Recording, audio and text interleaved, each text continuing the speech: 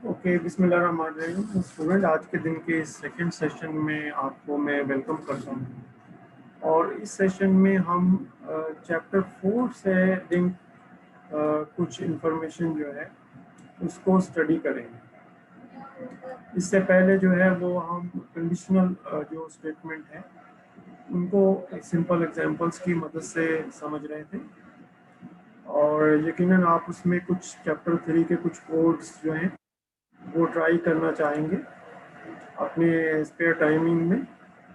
मैं इंकरेज करूँगा। अब चैप्टर 4 तक बात है। अब इसमें हम वो स्ट्रक्चर देखेंगे जो कि कोड ब्लॉक्स को जो कि कोड स्क्रिप्ट का हिस्सा है उसको मल्टीपल टाइम एग्जीक्यूट करें। इसमें दो प्राइमरली कॉमनली यूज होते हैं, वाइल एंड फॉर। तो हम इसको एक सिंपल एग्जांपल्स की मदद से समझते हैं जो किताब के अंदर दी गई। जैसा कि ये डायग्राम आपको शो कर रही है कि looping in Python is implemented through while और थ्रू फॉर। तो इसमें सबसे पहले हम जो पहली जो प्रॉब्लम या एग्जांपल हम करेंगे वाइल के अंदर वो ये वाली एग्जांपल है।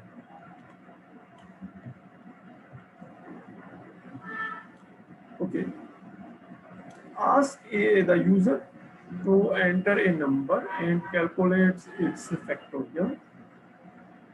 We know the factorial formula is जो भी वैल्यू एंटर की जाएगी उसको फिर मल्टीप्लाई करते हैं उससे कम वैल्यूज के साथ। जैसे फॉर एग्जांपल अगर मैं आपसे कहूँ कि 4 का फैक्टोरियल जो है वो मालूम कीजिए, तो 4 के फैक्टोरियल का फार्मूला क्या होगा? 4 multiplied with 3 multiplied with 2 multiplied with 1।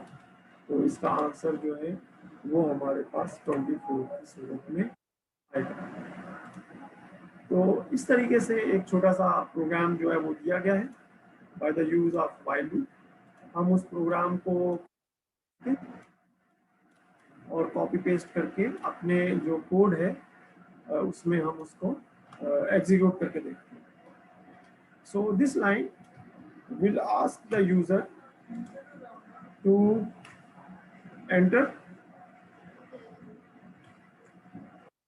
This line will ask the user to enter an info.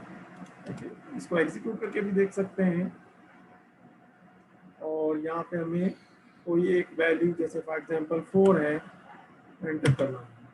क्योंकि ये प्रोग्राम चूंकि एक ही लाइन का है तो it does not actually make any sense कि हम इस प्रोग्राम को जो है अपने लिए यूज कर सके। Then we copy the other lines of the code जो यहाँ पे दिया गया है।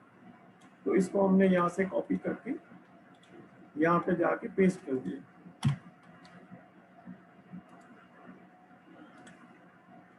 थोड़ा सा एडजस्ट करने की जरूरत पड़ेगी। अगर आप देखिए तो ये जो हैश है, हैश साइन के बाद जो है ये कमेंट्स दिए हुए हैं, इनको मैंने अलग कर लिया है।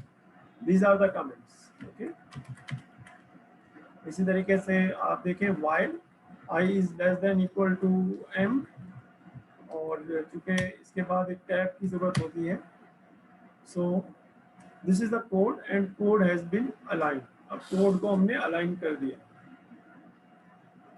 अब हम इस कोड को रन करते हैं और देखते हैं कि क्या 4 का फैक्टोरियल ये कैलकुलेट कर पाता है या नहीं कर पाता।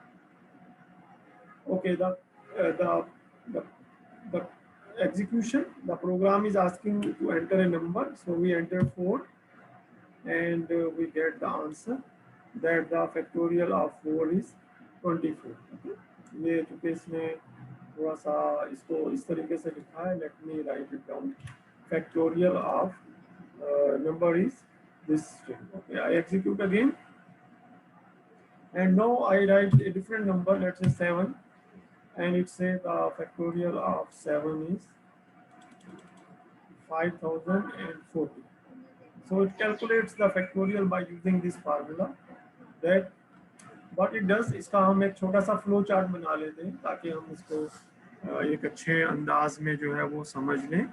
यहाँ से मैंने जो है वो टूल सो आई स्टार्ट, मैं चाहूँगा कि इसको मैं डिफरेंट जो सॉफ्टवेयर है उसमें बना लूँ।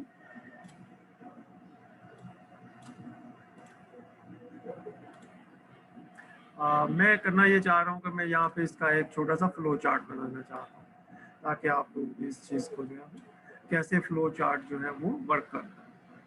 So the flow chart will have a start point. So there will be a starting point. Let's mark it with S. S is the start. Then we have a user input. So we ask user to input a number, and in this case we ask user to input a value n. So we write here user input n.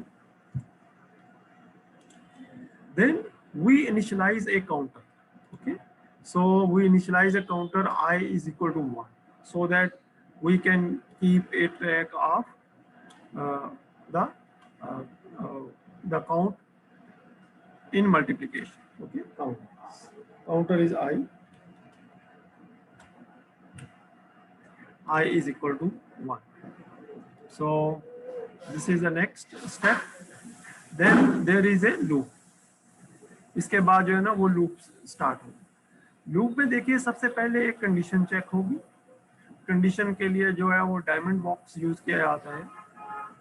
तो एक condition सबसे पहले check होगी, और वो condition ये है कि क्या आई जो है वो less than and equal to m है। अच्छा, एम जो है ये हम थोड़ा सा फॉरगेट कर दिया हमने। एम इज द जो एंटर्ड वैल्यू है उसको इंटीजर में कन्वर्ट किया गया। तो मैं यहाँ पे प्रोसेस के अंदर ही एक एडिशन करना चाहता हूँ, और यहाँ पे मैं लिखना चाहता हूँ कि यहाँ पे एक वैल्यू जो है वो एम भी होगी। थोड़ा इसको दोबारा से बना लेते हैं, ये वाला जो स्टेप है इसको दोबारा से बना लेते हैं। यहाँ पे जो प्रोसेस हो रहा है उसके अंदर सबसे पहले एक वैल्यू कैलकुलेट की गई है, m is equal to integer value of n. तो एन को पहले इंटीजर में कन्वर्ट किया गया है, उसके बाद काउंटर को इनिशियलाइज किया गया। तो ये हमारा फ्लो चार्ट बन रहा है, और फ्लो चार्ट में हमने इसके आगे जो है वो कंडीशन शो कर दी। कंडीशन में अगर आप देखिए, so in condition we have the condition is I is checked as if it is less than or equal to n. So it is checked that if I is less than or equal to m, so this value is checked.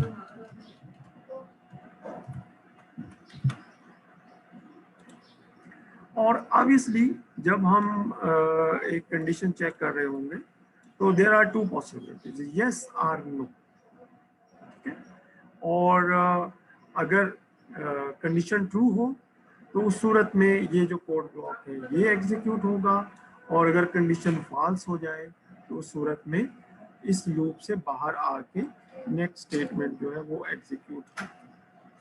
तो yes के case में हम बात कर लेते हैं। Let's say yes is this line, then there is a calculation. Okay, there is a calculation, और calculation क्या है? कैलकुलेशन ये है factorial is equal to factorial multiplied with the I. तो ये हम यहाँ पे लिख देते हैं कि फैक्टोरियल इज इक्वल टू, इसको मैं f लिख देता हूँ, f is equal to f multiplied with i, and i then become i plus 1। और इस तरीके से हम इसको आइटरेट करते हैं। ओके, आइट्रेशन के लिए ऑब्वियसली हमें इसको दोबारा से थोड़ा सा ये बनाने में ज़रा थोड़ा डिफरेंट हो गया। अब ये दोबारा से कंडीशन में जाएगा और कंडीशन चेक होगी, और फिर ये कैलकुलेट करता रहेगा। लेकिन जब नो वैल्यू आएगी तो उस सूरत में ये हमें आउटपुट देगा, और फैक्टोरियल की जो वैल्यू है उसको प्रिंट करेगा, और फिर ये स्टॉप हो जाएगा, एंड हो जाएगा इसका एंड। ठीक है, प्रिंट एफ।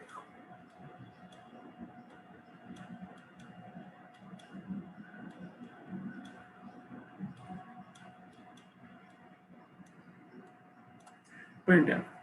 तो वाइल स्ट्रक्चर में कंडीशन चेक होगी, और फिर अगर वो कंडीशन ट्रू होगी तो एग्जीक्यूशन होगी, और कंडीशन फॉल्स होगी तो वो फिर उस लूप से बाहर आ जाएगी। तो ये चीज इस देखिए छोटी सी कि किस तरीके से फैक्टोरियल को कैलकुलेट करें वो इसमें उसको सॉल्व किया गया है।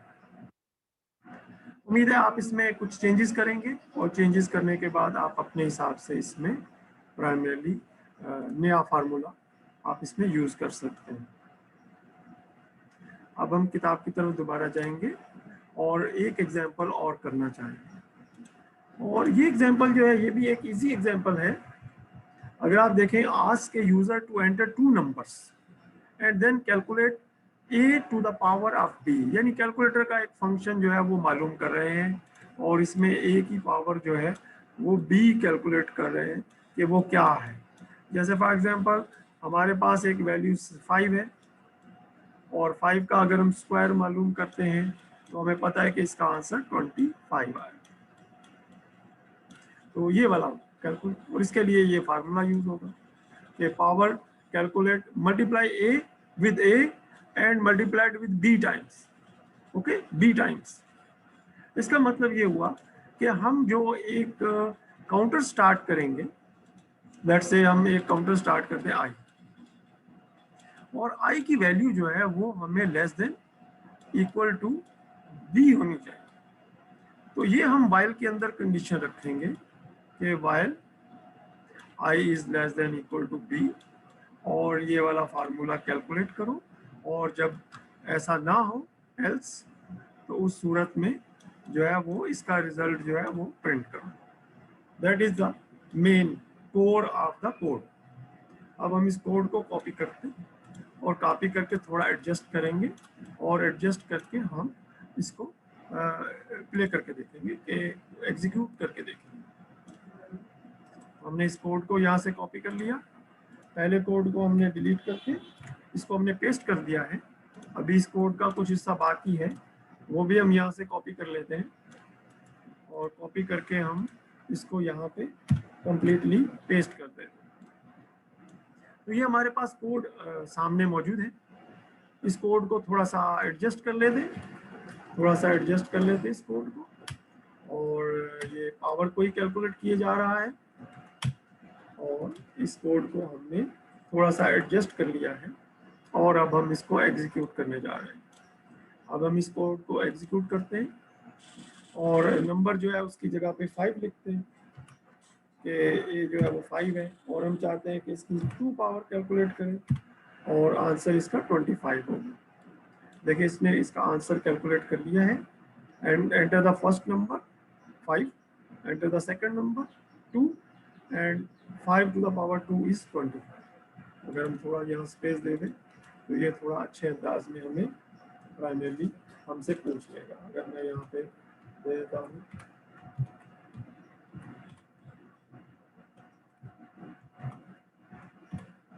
और मैं इसको दोबारा से एग्जीक्यूट कर रहा हूँ। Okay, enter the first number, let's say 7, and the second number is 3। तो इसने कैलकुलेट कर दिया 7 टू पावर 3 इज 343। तो इस तरीके से ये जो है कैलकुलेट कर रहा है। अब इसमें कुछ नई चीजें आई हैं, उन नई चीजों को देख लेते। देखें, सबसे पहले जो है हमें जो इनपुट है उसको इंटीजर में कन्वर्ट करने की जरूरत है, ताकि हम उस पर मैथमेटिकल ऑपरेशन कर सकें। तो जब हम इंटीजर में कन्वर्ट कर लेंगे इनपुट को, तो अब हम उस पर मैथमेटिकल ऑपरेशन कर सकेंगे। ये तो एक पॉइंट था जो इससे पहले वाले सेशन में भी हम डिस्कस कर रहे थे। इसके बाद एक ही वैल्यू को डिस्प्ले करवाने के लिए हम पहले स्ट्रिंग में कन्वर्ट कर रहे हैं। स्ट्रिंग से मुराद ये है कि हम इसको डिस्प्ले कर रहे हैं एज ए टेक्स्ट,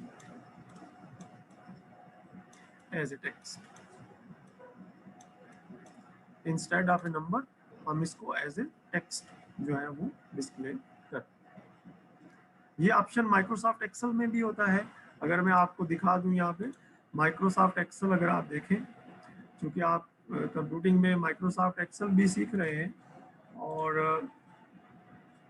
अगर आप किसी भी सेल के ऊपर राइट क्लिक करके उसकी प्रॉपर्टीज में चले जाएं, फॉर्मेट सेल, तो फॉर्मेट सेल में आपको इसमें बेतहाशा जो कैटेगरीज है वो नंबर नजर आए। इसमें एक जो है वो आपको कैटेगरी यहाँ पे टेक्स्ट भी नजर आएगी, इसी तरीके से एक कैटेगरी आपको नंबर भी नजर आएगी। तो ये इंटीजर, ये चूंकि ये तो रियल वैल्यू है, हम जो इंटीजर की बात करते हैं वो प्राइमरीली जो है वो एक होल नंबर होता है जिसमें डेसिमल पॉइंट जो है वो 0 तक होता है, जिस तरीके से टेक्स्ट होती है। तो ये जो टाइप्स हैं ये मैंने आपको एक्सेल की मदद से भी ये चीज़ बता दी है। अब ये चूंकि मल्टीपल टाइम यूज हो रहे हैं तो आप देखिए कि ये यहाँ पे भी यूज हो रहा है, ये यहाँ पे भी यूज हो रहा है। तो जब भी आप ऐड करेंगे टेक्स्ट के अंदर कोई वैल्यूज तो उसमें फिर आपको प्लस इसमें डालना पड़ेगा। इसकी एक छोटी सी एग्जांपल कर लेते इसकी एक छोटी सी एग्जांपल कर लेते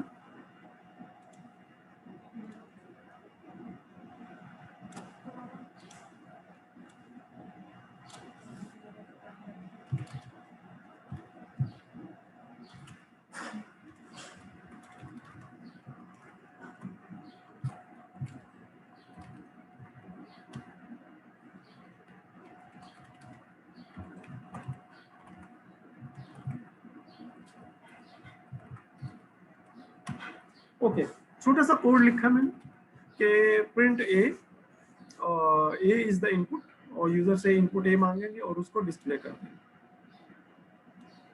अब ये पूछ रहा है ए की वैल्यू लिखे, मैंने ए की वैल्यू लिख दी 100 और एंटर कर दिया, उसने मुझे बता दिया ए की वैल्यू 100। अब मैं यहाँ पे एंटर करता हूँ और ए की वैल्यू में मैं अपना नाम लिख देता हूँ। लेट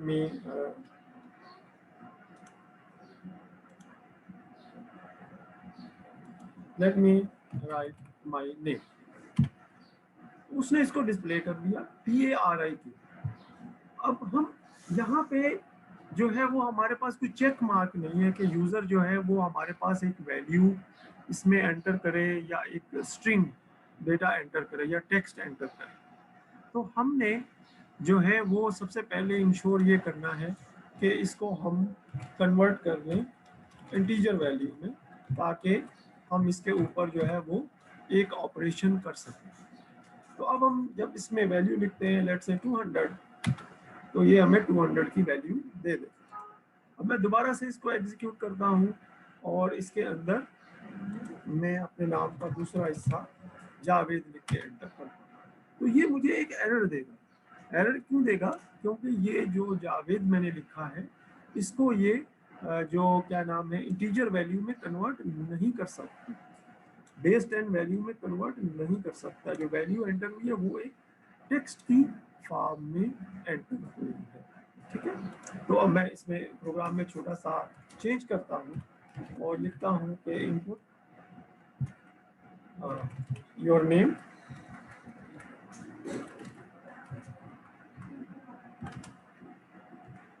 ठीक है, और मैं यहाँ पे लिख देता हूँ कि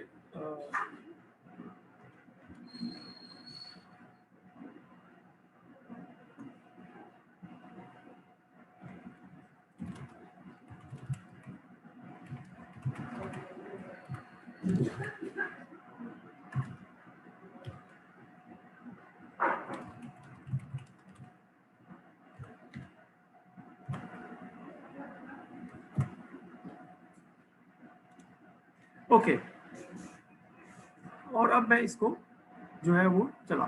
ठीक है, अब इसको मैं सबसे पहले मैंने इससे पूछा, इसने मुझे एक इनपुट करने के लिए बोला कि वैल्यू क्या है, मैंने इसे कहा कि 100 वैल्यू। ठीक है, इसके बाद इसने मुझसे पूछा कि व्हाट इज योर नेम, मैंने उसे बता दिया कि मेरा नाम। इसने मुझे बताया कि you entered value 100, your name is TARI। Okay, मैं यहाँ स्पेस डाल दूंगा तो थोड़ा ज़्यादा अच्छे अंदाज में जो है ये इसको एक्सप्लेन। इस लाइन को लिखने का मकसद क्या है? इस लाइन को लिखने का मकसद जान लीजिए कि जब आप एक वैल्यू स्पेसिफाई करेंगे तो आप वैल्यू को एक कामे की मदद से अपेंड करेंगे, लेकिन जब आप एक टेक्स्ट वैल्यू एक स्ट्रिंग वैल्यू यूज करेंगे तो स्ट्रिंग वैल्यू जो अपेंड करेंगे उसमें आप एक प्लस यूज करेंगे। ये इसका एक छोटा सा मकसद था। और इसी तरीके से अगर हम इसमें एक लाइन और ऐड कर दें और चूँकि ए को हम इंटीजर में कन्वर्ट कर चुके हैं, बाज़ दफ़ा हमें ज़रूरत पड़ सकती है कि ए को दोबारा से स्ट्रिंग में कन्वर्ट कर दें, तो उसके लिए str। तो अब ये जो है वो एक स्ट्रिंग वैल्यू में कन्वर्ट हो गया है।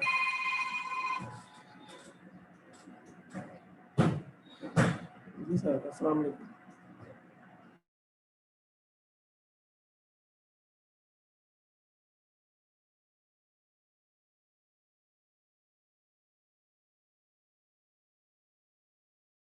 ओके स्टूडेंट्स, आज का सेशन जो है वो कंप्लीट हो गया है और इंशाल्लाह रिकॉर्डिंग आपको बहुत जल्द शेयर हो जाएगी। बेटा आपका कोई सवाल है यहाँ पे? ओके, अगर कोई सवाल नहीं है तो try to copy some code from chapter 4, और चैप्टर 4 में से कुछ कोड को आप कॉपी करें और उसको जो है वो एग्जीक्यूट करके देखें, और अगर कोई सवाल है तो वो पोस्ट करें। बहुत शुक्रिया बेटा, फिर इंशाल्लाह बात होती है। अल्लाह हाफिज़, अस्सलाम वालेकुम।